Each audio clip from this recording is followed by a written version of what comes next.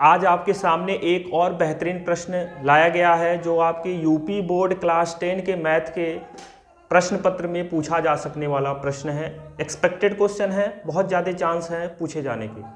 Lecture 7 होगा शायद आज का, यानी इसके पहले भी 6 लेक्चर बन चुका है। अभी तक आपने नहीं देखा है तो जल्दी देख लें, क्योंकि उन 6 लेक्चरों में से हो सकता हो कि आपको अधिकतम प्रश्न same to same board exam में देखने को मिल जाए। अभी तक आपने चैनल को सब्सक्राइब नहीं किया है तो सब्सक्राइब भी कर लें और बेल आइकॉन्स पे क्लिक करें, ताकि जैसे ही कोई वीडियो अपडेट हो आप तक आसानी से पहुंच जाए। तो चलिए स्टार्ट करते हैं। आज का प्रश्न हम लेके आए हैं पूर्ण वर्ग बनाने की विधि से रिलेटेड, यानी पूर्ण वर्ग बनाने की विधि से रिलेटेड प्रश्न क्या हो सकता है आपके सामने, उस प्रश्न को देखेंगे।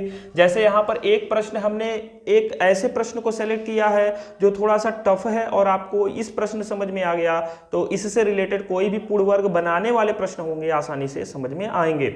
हम इसे आसान विधि से करने की कोशिश करेंगे। आप एक एक स्टेप यहां पे ध्यान से देखिएगा।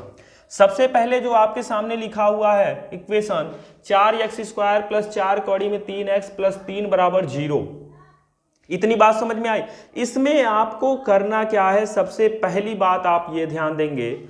सबसे पहली बात अगर यहां पे ध्यान देते हैं तो ये देखिए लिखा है 4x²। क्या लिखा है? 4x²। यहां भी 4 आपको देखने को मिल रहा है, यहां 4 देखने को नहीं मिल रहा है। तो हम क्या कर देते हैं, सभी पक्षों में यानी दोनों पक्षों में 4 से भाग दे देते हैं। यानी हम लिखेंगे दोनों पक्षों में 4 से भाग देने पर, अगर 4 से हम भाग देंगे तो जब बाएं पक्ष में भाग देंगे तो सभी पदों में भाग होगा। जैसे 4x² बटे में 4, इसमें भी भाग होगा, प्लस 4 कौड़ी में 3x, इसमें भी 4 से भाग होगा, प्लस 3 बटे 3 को भी 4 से भाग देंगे और 0 को भी 4 से भाग देंगे। भाग देने के बाद देखने को मिल रहा है 4 से 4 कैंसिल हो गया, हमको x² मिला। 4 से 4 कैंसिल हो गया, हमको कौड़ी में 3x मिला और यहाँ 3 बटे 4 रहेगा और बराबर में हमको मिल गया 0। इतनी बात आपको समझ में आई? इतनी बात समझ में आई तो अब आप यहाँ पे ध्यान देखो, पूर्ण वर्ग बनाना है a² b²। पूर्ण वर्ग बनाने के लिए दो ही चीज हो सकता है। क्या हो सकता है? या तो वो a प्लस बी के होल स्क्वायर में बनाना पड़ेगा। बनाने के लिए हमको a² b² और 2ab चाहिए, ये हो गया पूर्ण वर्ग बनाना। या फिर दूसरा हो सकता है कि a माइनस बी का होल स्क्वायर के रूप में बनाना हो, तो इसके लिए a² b² माइनस 2ab हमको चाहिए। तो यहाँ सभी प्लस में है तो हमको पहला वाला यानी a प्लस बी के स्क्वायर में तोड़ना है।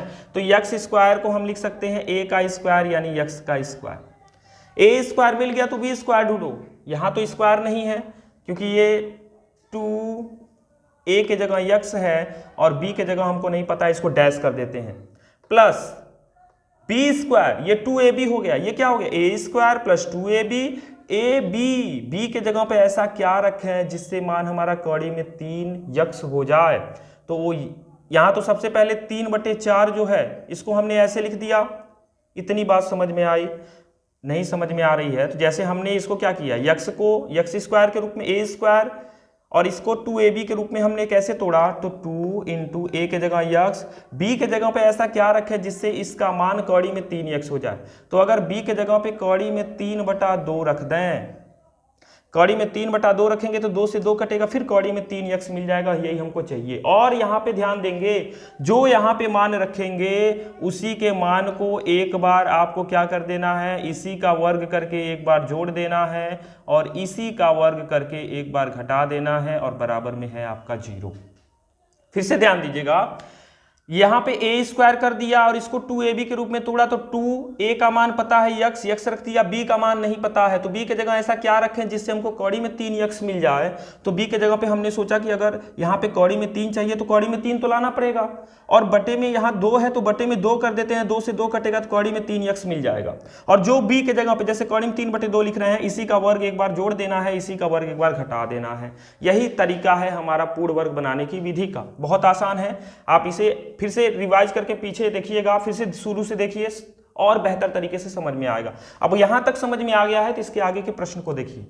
अब यहां पे देखिए, ये हो गया a², ये हो गया प्लस 2ab और प्लस b का स्क्वायर, तो b कौड़ी में 3/2 है, तो प्लस इसको ले लो कौड़ी में 3/2 का स्क्वायर, और जो बच रहा है उसे लिख दो प्लस 3/4, ये तो बच ही रहा है और ये बच रहा है। कौड़ी में 3 का स्क्वायर करेंगे तो 3 होगा, 2 का स्क्वायर करेंगे तो कितना होगा 4 और बराबर में 0। ये देखिए 3/4 प्लस में है, 3/4 माइनस में है, ये हो गया कैंसिल, कैंसिल हो गया।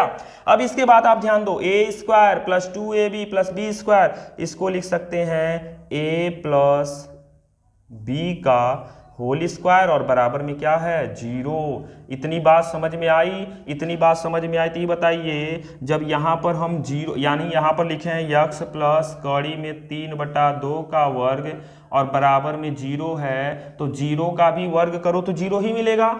जैसे 1 का वर्ग करो, घन करो, 4 घात लगाओ, 5 घात लगाओ, एक ही मान मिलता है, वैसे 0 का भी तुम वर्ग करो, घन करो, 0 ही मिलेगा। तो हम इसको वर्ग के रूप में क्यों लिख दिए? ताकि इस वर्ग से इस वर्ग को हम आसानी से कैंसिल कर सकें। कैंसिल होने के बाद हमको मिला x प्लस कौड़ी में 3/2 बराबर में 0। ध्यान दीजिएगा, x प्लस कौड़ी में 3/2 बराबर में 0 मिल गया। अब हमको यहाँ पे मिला x इज इक्वल टू कौड़ी में 3/2 और वो भी किस रूप में मिला? माइनस के रूप में मिला, और यही हमारा क्या हो जाएगा? आंसर हो जाएगा। इतनी बात आई होप आपको अच्छे से समझ में आ गई होगी। अगर आ गई है तो फिर इस प्रश्न को आप अच्छे से नोट कर लेंगे, ये आपके बोर्ड एग्जाम के लिए बहुत ही ज़्यादा इंपॉर्टेंट हो सकता है। अब इस क्वेश्चन को आप नोट कर लीजिए।